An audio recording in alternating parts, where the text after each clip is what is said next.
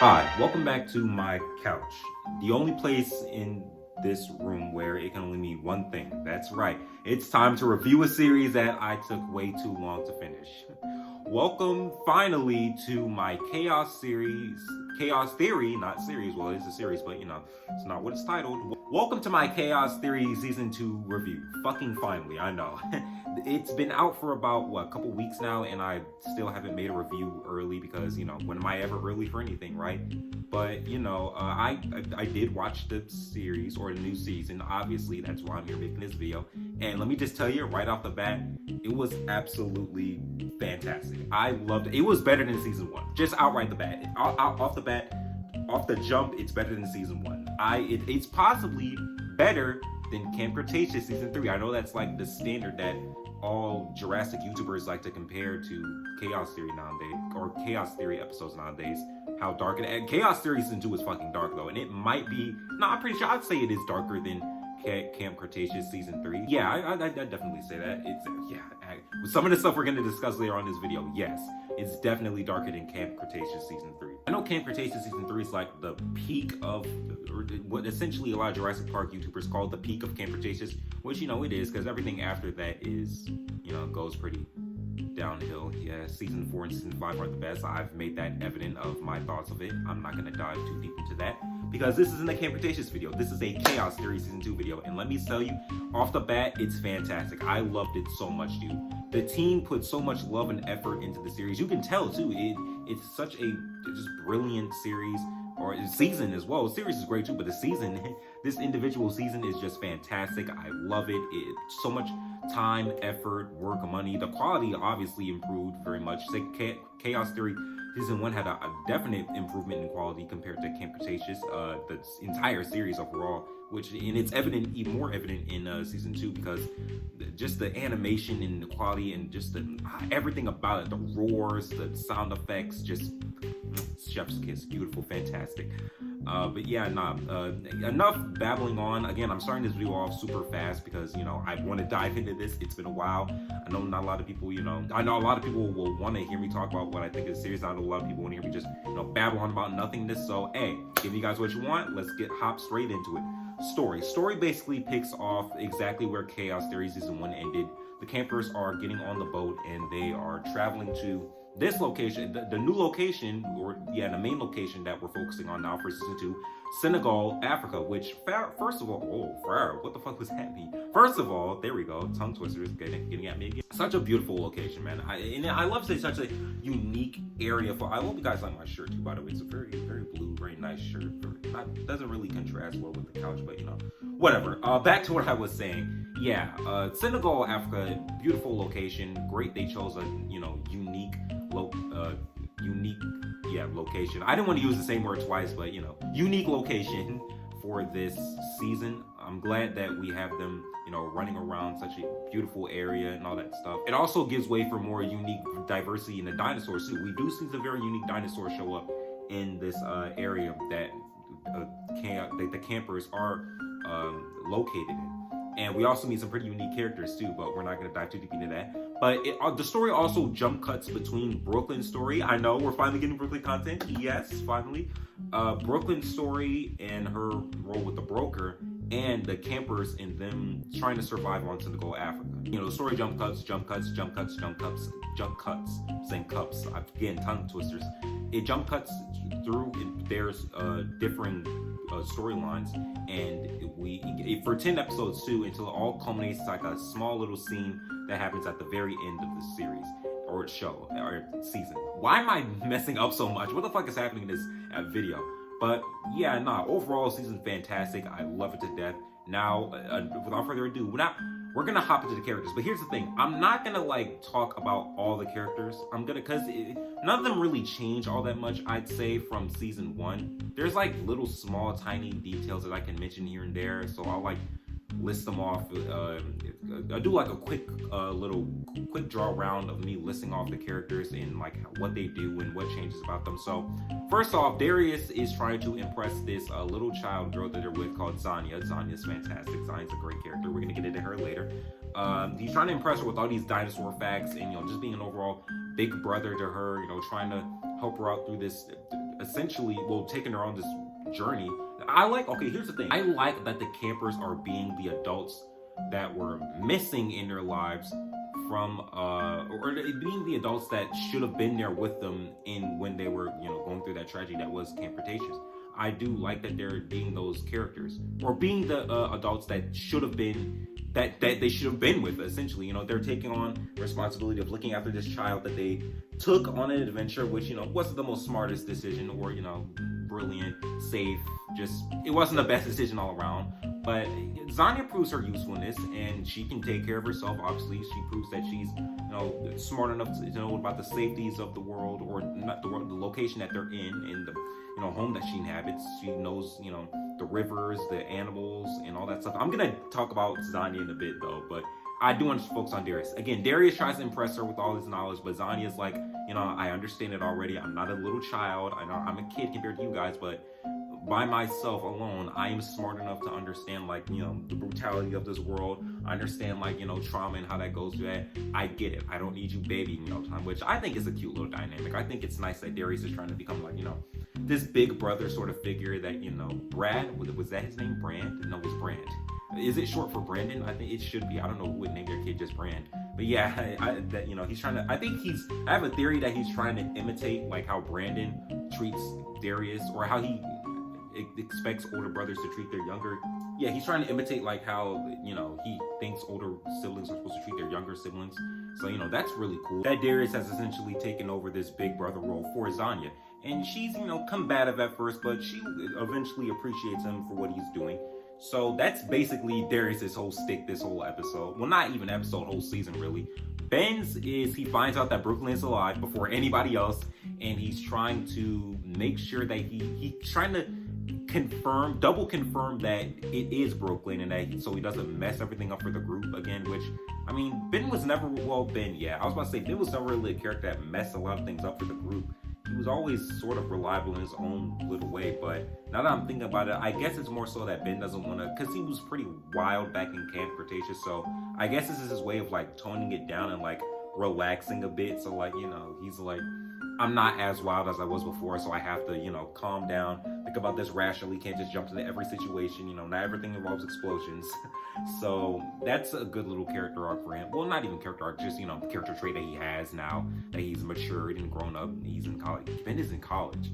It's crazy. I never, if you see him in Camp Cretaceous, you never think he'd be a college boy, but hey, boy needs to get his education, so boy gets his education. So yeah, Ben's whole stick is he's trying to make sure Brooklyn is alive, try to confirm at least that Brooklyn is alive so he doesn't spread misinformation. He's definitely better than most Twitter users, I'll say that. And he finds out that yes, Brooklyn is alive, and he gets into contact with her for a little bit, and then it's just, him trying to keep it from the group because he doesn't want to say it to them. I forgot why he doesn't want to say it to them. I guess it's because, Ben doesn't tell the group that Brooklyn is alive. Well, he finds out that Brooklyn is alive for, like, a long while. Then Kenji has to, like, find out himself, and it's like, okay, all right. And I guess it's like, okay. But then again, I think, like, okay, Brooklyn told him to keep it secret, so she must be planning something. So maybe this is Ben trying to trust Brooklyn. So, okay, so it does make sense. This is essentially Ben trusting Brooklyn's, decision making and, her mindset, trusting that she has an understanding of her situation and that she knows how to handle herself and that she's not going to get herself killed. So he's like, okay, I'll trust you and I won't tell them, but it's going to be hard on me. And it is hard on him because he's constantly evading everybody, trying to, like, get out of talking moments, situations, yada, yada, yada, all that stuff where he could accidentally reveal Brooklyn's identity. And yeah, that's Ben's whole stick this episode. Yeah, or not even episode, whole stick this season. I keep saying episode because I keep thinking like the series is over. No, it's not. It's just 2 seasons and then we're gonna get another one. So I don't know what's wrong with me. This video is all over the place. But hey, you got it. You're getting it. See, I'm stuttering too. I'm recording this late at night too, so maybe that's why I'm acting like this. But whatever. we ball. next up is Yasmina and Sammy. Sammy, I'll talk about Yasmina when we get to Kenji, but yeah. No. I'll talk about Yasmina when we get to Kenji. So I'll talk about Sammy now. Sammy gets like super angry at Zanya this one episode. I think it's Up the River. No, not Up the River. That's the Brooklyn Focus episode. Sammy gets super mad at Zanya when Yasmina is missing because she didn't run on the boat with the guys when they were getting attacked by the Sukumanis in Hippo. So she has like this super attitude. She doesn't understand like Zanya's point of view at all. She's being like super combative with her, aggressive, trying to like hurry up and find Yas. Because Yas her bae, her girlfriend. We love Yas too. Yas is a cool character, and she's trying to find her. And I understand why she's like this. And it's funny scene too because Darius tries to like don't take what Sammy's saying seriously. She doesn't mean what she's meaning. And sometimes adults get like this. And Zanya's like, I'm not a damn kid. I understand. Yeah, her girlfriend's out here in a dinosaur infested jungle. I get it. Yeah, I don't want you babying me or trying to like force me to understand this. So yeah, Zanya's a cool character, and she always gets the leg up on Darius, so that's a fun little dynamic. So Zanya doesn't take anything what Sammy's saying to heart because she's understanding like, yeah, your girlfriend's out here alone in a dinosaur infested jungle. I get it. You're still being a dick, but I get it. You're a dick with a purpose. Why the hell did I say this? Since anyways, yeah, that's Sammy's same like she's character for one episode, then that's it. She's also very, protective over Zanya, wanting to keep her innocence. She doesn't think it's safe to have her on this jungle adventure, which, she's fucking right. She's a child. She shouldn't be out here with them, taking on these dangerous adventures and getting near dinosaurs and all this stuff. And yeah, it's super dangerous for her. And I agree with Sammy. I don't know why they took her, but I know why they took her, but in the hindsight, yeah. Probably don't do that next time. But yeah, Sammy changes for like one episode, then goes back to her usual self. Now on to probably the biggest change this season. Well, I'll talk about both of them. Tom to talk about the biggest change this season. Kenji and Yasmina. Yasmina is trying to help Kenji go through whatever the hell he's going through. That's like her whole stake this season.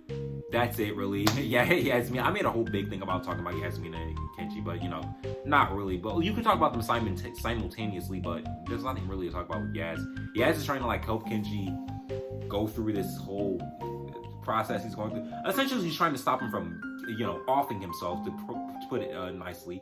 Kenji is very suicidal this season. Like he's putting himself in these situations where like he could get himself eaten, killed, shot, yada yada yada, all that stuff, all the bad things that could happen to him out here. So Yas is obviously clearly concerned about him. She's trying to tell him, dude, stop trying. Dude, why are you doing this? Like, why are you acting like this? Why are you doing all of this? Calm down. Release the off yourself aura from your body, please. She's like painstakingly trying to connect with this man to tell him to stop trying to off himself, dude. And Kenji, there are times when it feels like he's going to open. Dude, why are you doing this? Like, why are you acting like this? Why are you doing all of this? Calm down. Release the off yourself aura from your body, please. She's like painstakingly trying to connect with this man to tell him to stop trying to off himself, dude. And Kenji, there are times when it feels like he's going to open. He's extremely close to like opening up and telling Yas and Ben at one point like why he's doing this, why he's acting so like, gung-ho, not really thinking about his actions or how it affects him or others around him and how it might endanger them in the situation that they're in.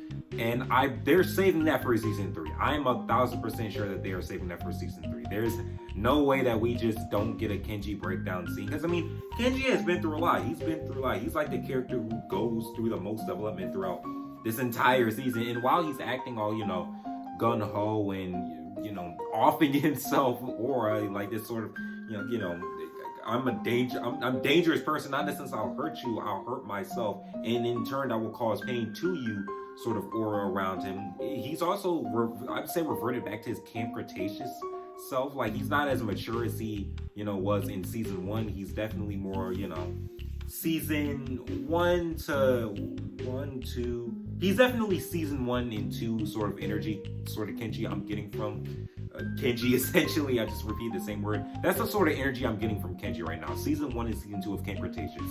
And it feels like he's reverting back to this like childlike state to sort of deal with the trauma that's happened with him. His father's died. As far as he knows, up until this point in the season, Brooklyn's dead. Darius is in love with Brooklyn. That's a big reveal. That's gonna mess him up and all that.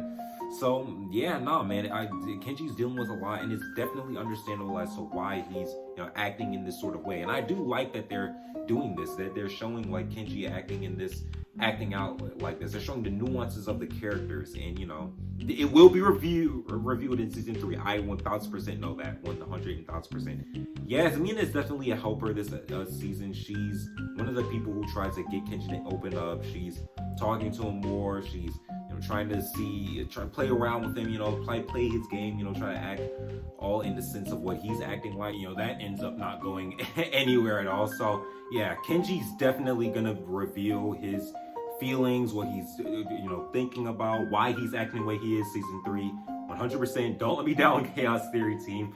I believe in you guys. Who else? That's it for really the main cast. The main cast. Yeah. I want to save Brooklyn for last. So we're going to talk about Zanaya. Zanaya is a fantastic addition to the cast. She's essentially the guide for our main group, the New Blards 5. Well, it's originally 6, but not 5. I don't need to tell you guys that. You already fucking know that because you're watching the damn series with me. But yeah, the New Blar 5, she's basically their guide to, not getting eaten alive by lions, hippos, anything that's, out there in the African jungles of Senegal. So yeah, Zanya is a cool character though. She's smart, intelligent. She knows her way around stuff. She knows how to, guide through. She's actually a great leader too. She's, she can take charge. She gives this great piece of information to, stay out the jungle because that's where the lions roam, and they almost die because of that. That's actually what makes Sammy forgive Zanya. Realizes that she's being an asshole to Zanya, essentially, because Zanya saves their fucking life from being eaten by lions. So they stay in the river raft, and, that's the best method for them. She knows her way on a river and how to get upstream, because that's where the huge boat carrying all the dinosaurs are, and that's potentially where the broker is and where Brooklyn are meeting. So it's a whole can of things that I'm not here to count the entire plot. I'm here to tell you what I thought about it, and I thought the plot was fantastic. We're talking about characters now, so snap, there we go, keep up. But yeah, no, Zanya is a fantastic character. I love her. She's a great addition to the cast. I hope she does get more screen time in season 3. I don't see why she shouldn't. I mean, they're still stuck in Senegal when the season ends, so really there's no reason why she shouldn't get more screen time. Well, I guess because her dad's there and he doesn't want her to get her or anything, which is understandable. I wouldn't want her to get her either, especially with dinosaurs now roaming the planet again. So yeah, maybe this will be her only appearance, but if it is, she was great for what she was. She was just a very cool character for this season mainstay. If she doesn't appear anymore, which I don't know why she wouldn't. Yeah, if she doesn't appear anymore, she was a great cool season. Her and her mom, actually. I forgot her mom's name, but her mom's a cool character. She's, basic motherly figure. She helps the protagonist. She's a mother to Zanya. That sort of character archetype. But she's still cool in her own way. Like this way. It's nice. Anyways, accidental cool hairstyle. Anyways, on to the character that I really want to talk about. Fucking my girl Brooklyn. Fucking Brooklyn. Man, she gets through some shit in this episode. All right, or in this season entirely. So, man, I'm gonna tell this in chronological order because that's the only way it's gonna make total sense. But Brooklyn is by far the best character in this season, and it's honestly not a contest. She is the most complex, the most. I'd even go as to argue she has the best scenes in the whole series. Yeah, Brooklyn is just scenes in the whole season, I should say. I keep saying so. I don't know why I keep mixing up the two. They're synonymous with each other, but anyways, Brooklyn is just an absolutely fantastic character, and yeah, I just can't wait to dive into her. So essentially, we get flashbacks showcasing what happened pre her arm losing act. The accident where she loses her fucking arm. She's out motorbiking. Brooklyn always took me as a biker, and I don't know, she just had that sort of energy. But yeah, she's biking, so living in the cabin with and not even cabin, fucking trailer with Kenji. So she misses out on another group meeting, I guess, with the New Bar 6 to go out and talk to Kenji's dad about illegal dinosaur selling and, potentially the stuff that goes with that. But he doesn't give her any info on the spot, and she gets interrupted by Kenji wanting to go on a hike with her as, they planned previously. So during the hike, it's actually a hike. If you remember the scene in Chaos Theory Season 1, It's actually the scene where Kenji and them broke up. That's the Kenji and her broke up. Why does my neck look like it's twisting twisted to the side there? I don't know. Maybe it's just the way the camera angles, whatever. Anyways, that's not important. What's important is that it's the same scene where Kenji breaks up with Brooklyn. That's essentially the hike that they're talking about. And they go on this hike, and it's recounting it from Brooklyn's point of view, what she was so, focused on that phone for, why she wasn't paying attention to Kenji. We're essentially seeing what she was doing. She was texting his dad about, the illegal dinosaur, just the illegal dinosaur selling and where they're shipping off to and all that stuff. How to stop that. And Brooklyn's definitely, so she, at this point, she was like, digging into the DPW and seeing like, how the shady side of it all.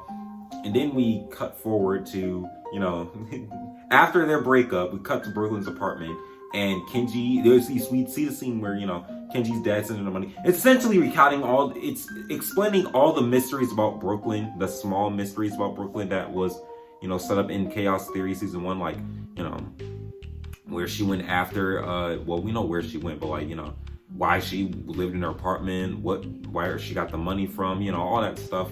And then we cut forward to her living at Darius's cabin. And this is the scene where Darius, it's the scene, oh God. It's the scene where Darius says, fumbly says, I love you. It's essentially to Brooklyn. And, it's awkward as fuck, especially for Darius. But, I am a dinosaur shipper. I do think that they're, they make a great couple. I'm fine with them as friends, but like, I can definitely see them being romantic. I thought they were going to be romantic in Camp Cretaceous, but, it's not what happens. Season 4 and 5, the, dark days. But yeah, nah.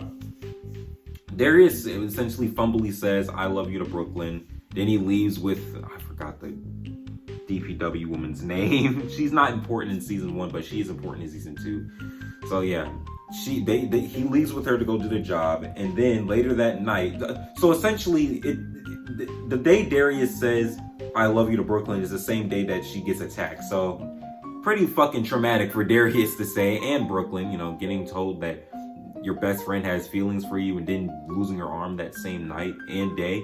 So no, it was that night. I don't know why I said day. But yeah, nah, it's stuff to deal with.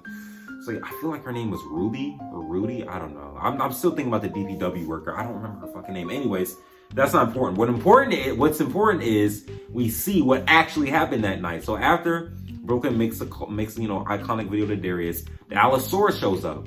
But that's not who only shows up. The fucking handler woman who was attacking the group in Season 1 with her Atrociraptor squad. I don't know Red and Ghost. That's the only Atrociraptors that I know. But yeah, the Atrociraptors show up. They attack the Allosaurus. No, the Atrociraptors are about to kill Brooklyn, but the Allosaurus attacks them. And then Brooklyn tries to like run away, but then she runs into an Atrociraptor. I believe it's Ghost. Ghost is the Atrociraptor.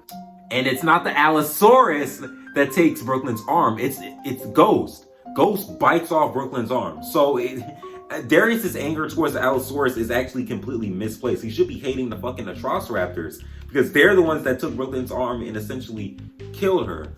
So yeah, nah, Darius's whole like hatred for that Allosaurus was completely misplaced. It's actually the Atrociraptor. And now looking back on it, the whole like vengeance and justice surge when the T-Rex bites the Allosaurus is kind of, sad because that Allosaurus essentially did nothing wrong. It actually tried to help Brooklyn actually. So yeah, kind of, messed up happened to Allosaurus. But anyways, it's such a like out of nowhere because I did not expect that to happen. I really thought the Allosaurus did, but not. It's the Atrociraptor. So yeah, no, man. I guess the Atrociraptors. I don't know if Ghost is gonna get any vengeance because or we're gonna get any vengeance for what happened to her. Probably not because this takes place pre-Dominion. So I'm finally found out. Yeah, this takes place pre-Dominion, so it doesn't take place after the events or during.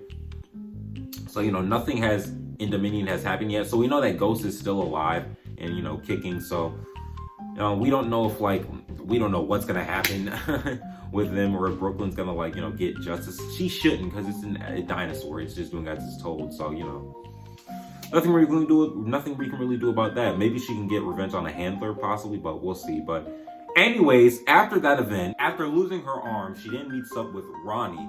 I finally remembered her fucking name. Yes, I have to look that up. And she doesn't meet up. Ronnie saves her from that night and basically hopes to recover with her arm. I don't know how long she stays there. She stays there long enough to where people believe she's dead. So, I'd say a pretty long time. She also cuts her hair in the meantime.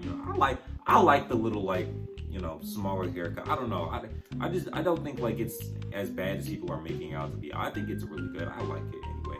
So yeah, she stays with Ronnie, and I think it's actually one of her better designs, to be quite honest with you. But that's another discussion for here or there. Anyway, she stays with Ronnie, and she's still researching about the illegalness in the DPW, who tried to kill her, the broker, and all the illegal dinosaur selling. But then one day, if you remember that guy, like the beard redhead guy, was like with the lady when they were killing Cabrera, that like DPW officer with the hat on his head. He breaks into Ronnie's house, and Brooklyn has to like get out and hide away from him, essentially. So that basically puts her in her mind like, hey, I'm not safe here. I'm putting you in danger, and if I go back to them, if I go back to my friends, I'm going to be putting them in danger as well. So I'm going to go off the grid and I'm leaving. So after that happens, she packs her bags, leaves Ronnie's place, not Ronnie, not Eleanor Ring, leaves Ronnie's place, and then she essentially meets up or groups together with this band of outcasts. How do I put this? Non-government wanting people. Rebels. I'll call them rebels. Yeah, I'll call them rebels. She groups up with this group of rebels. I said non-government people. What the fuck am I talking about? Yeah, she groups up with these group of rebels called Dinosaur Liberation Now, and the main leader is Ernest. Now, if you were like me, you thought Dinosaur Liberation Now was gonna be like this, super serious cult-like thing, like with Godzilla. Here There Be Dragons, the read-through I did. You should check it out, by the way. We link at the end of the video. But yeah, like with that whole section, I thought the rebels were gonna be, or Dinosaur Liberation, I was gonna be like this, super serious group of people who like had the technology that to rival the government-funded organizations, and potentially stop all the illegal dinosaur stuff that was happening around the world. But no, it turns out that it's just ran by this kind of incompetent ponytail guy with a weak mustache. I mean, I can't talk, my mustache is barely existent, but it takes one to know one, so fuck it. Yeah, this guy with this weak mustache and essentially just a lot of money, running this group of like other incompetent people who are probably just as rich as him, and they just happen to love dinosaurs and don't want them to be like exterminated or used for profit. So Brooklyn is understandably not for or against dinosaurs. She's just in the middle of it. She was never this huge dinosaur fan like Darius. And they caused trouble to her again, and one of them bit off her fucking arm. So yeah, I could get why she's not really all for their whole goal or whatever. But she uses them so she can get more information about the government, about the organizations that are funding this like dinosaur, basically the organizations that are buying dinosaurs. And I don't know why I'm like trying to make words that aren't, I'm all over the place. Anyways, she's trying to like take out this organization, multiple organizations trying to like handle all the dinosaurs, who the broker is, trying to find out who the broker is too, by way of Ernest and them. And one night she's finally, and there's this actually really funny scene where she's like crying profusely about like not being able to stop a group of people because they have like their arms, because she only has one arm, and so she's like, what did you expect me to have one damn arm? I'm disabled, like what is going on? So it's like a really funny scene. Dinosaur Liberation Now is also kind of not for the human workers, the innocents who are caught up in the middle of the government's task and doing all the bad stuff too, because they leave like a whole group of people in a building that's about to explode, I believe, or is ran by, it's like being rampaged by dinosaurs. So yeah, they're not the best of people, but they're revolutionists, rebels. Of course, there's gonna be casualties in the way, as always. But after she finds the information she needs, which is I think she goes to Belly, I believe it was. I believe it's a place in the Middle East. I'll have to look it up again, but she finds out where the essential broker is, and she leaves Dinosaur Liberation Now. She then travels all the way there, and we find out who the broker is, and she's still in contact with Ronnie when she's making all the decisions too. So she breaks into the broker's house, and the broker is none other than Sonia Sonata, who I believe that's her last name, who was the blonde girl and who was working with Lewis Dodgson and Biosyn in the Jurassic World Dominion. So yes, we finally have the broker's identity confirmed. It's not the tracker lady, unfortunately. She was really cool though. Hope we get more of her in season 3. She was a really cool like addition to the cast and overall antagonist team. But yeah, the broker is officially Sonia Sonata. So this does take place before Dominion, as I previously did not think. I thought it'd take place post Dominion, but it doesn't. But yeah, nothing wrong with that. And you know, they at first it's a rocky start. You know, Brooklyn tries to like gets the one up on Sonata or Sonia. Sonia tries to get the one up on Brooklyn, but at the end of their little meeting, they come to an agreement essentially, where Brooklyn is wanting to train under Sonia to learn her techniques, and with her dinosaur knowledge, she can help her out. And Sonia takes her up on the offer. Obviously, Brooklyn is, you know, trying to double cross and, you know, get the information she needs so she can put Sonia in jail and, you know, save all the dinosaurs and be the big hero. But we all know that's not going to happen, because in Jurassic World Dominion, Sonia is still up and running, up and, you know, doing business as usual. So we don't know what's going to happen with Brooklyn and her plan, but it's definitely not going to work to her benefit, unfortunately. So we're going to have to see where that goes. And yeah, that's where we end up too. We go to it, that's where the plots interconnect with each other, where the Darius and the campers in Brooklyn and Sonia interconnect. We go to a the campers in Brooklyn go to a facility in Senegal, because they're wondering, you know, why are the dinosaurs here? Dinosaurs shouldn't be all the way out here in Africa. I know they're being trafficked, but like this many here, it's unusual. And we found out that in Senegal, we have a Dr. Sar, I believe his name is, and Sonia is having him create dinosaurs so that they can sell them on the black market. And I believe the plan is like release them out in the wild and like have others pay them to capture them again. I believe was the plan. Was that the plan in Jurassic World Dominion? I don't know, man. These plots are so convoluted and interconnected. I like it though, it's really good. But yeah, no, they essentially want to stop that from happening. And there's a really cool dinosaur that shows up in that Senegal laboratory that we're gonna talk about a little bit later on. But yeah, it's a cool ass dinosaur. And yeah, after like the whole facility, so they end up doing the exceeding and stopping the facility. They blow it up entirely so that no more new dinosaurs can be created. And after that, Brooklyn and Sonia are getting on the plane so they can go off. And there's like a little teaser for, you know, Dominion, the people who actually like that movie. Like a little teaser for like Sonia says like, I'm working again with Biosyn, you know, Lewis Dodgson, because he did appear in Camp Cretaceous season 5, I believe. So yeah, there's a little tease for the next season, or just, you know, little nod to Dominion, whichever. We'll see in season 3.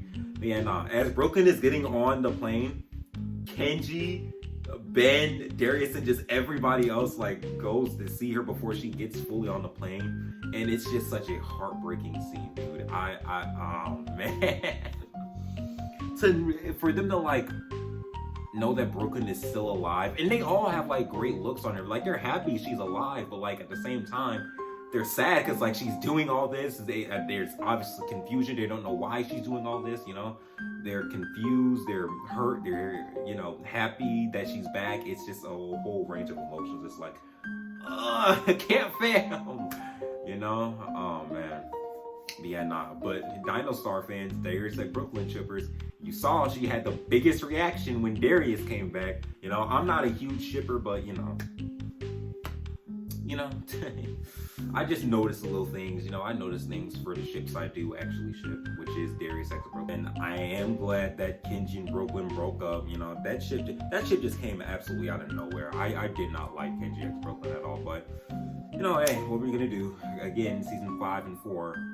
But you know, anyways, yeah, man, that's really it for all the characters. The characters were great. Again, Nublar 5 or 6 or how many now are they're always great to watch and, you know, travel along with, see their misadventures unfold. It's really impressive how like they became fan favorite characters amongst the franchise now. When I first saw Jurassic World Camp Cretaceous, I was like, okay, whatever, another cash grab little series. But I mean, they're actually some of the best characters that have come out of this new franchise. And that's saying something when we've had like 3 movies with Owen Grady and Claire and whatever the other one's name is. Like, it's just, you know, man, they're fantastic characters, and I love them more than the movie franchise characters. I know that for sure. Yeah, man, the characters, 10 out of 10 out of 10.